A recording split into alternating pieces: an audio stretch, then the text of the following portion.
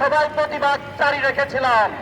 কিন্তু আফসোসের বিষয় আমার বোন নাজমাকে যখন ধর্ষণ করে হত্যা করা হয়, অমানসিক নির্যাতন চালিয়ে হত্যা করা হয়, তখন কাটাতারের ওপারে থাকা আমার ভাই বোনেরা কেন চুপ থাকে?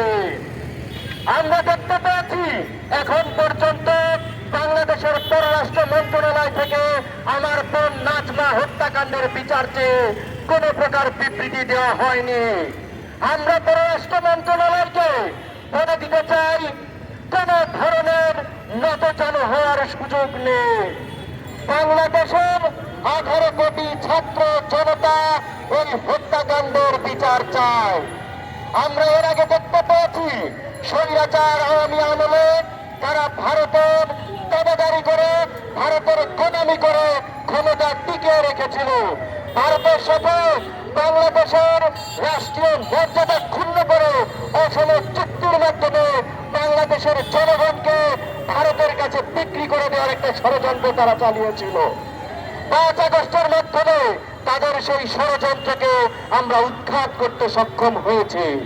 সুতরাং অন্তর্বর্তীকালীন সরকারের পররাষ্ট্র উপদেষ্টাকে স্পষ্ট ভাষায় বলে দিতে চাই, আমার বোন নাজমা হত্যাকাণ্ডের যদি বিচার নিশ্চিত তারা যদি কোনো প্রকার বিবৃতি না দেয়, ভারতীয় হাই কমিশনারকে ডেকে চাপ প্রয়োগ না করে, তাহলে কিন্তু বাংলার ছাত্র জনতা বসে থাকবে না।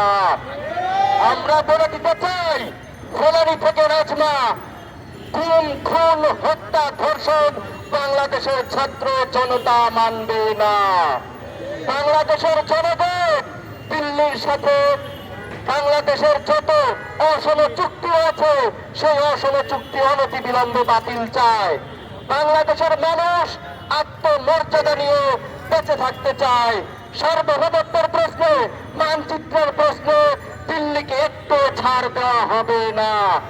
সর্বোপরি আমার বোন নাজমা হত্যাকাণ্ডের সুষ্ঠু বিচারের দাবি জানিয়ে আমি আমার বক্তব্য শেষ করি।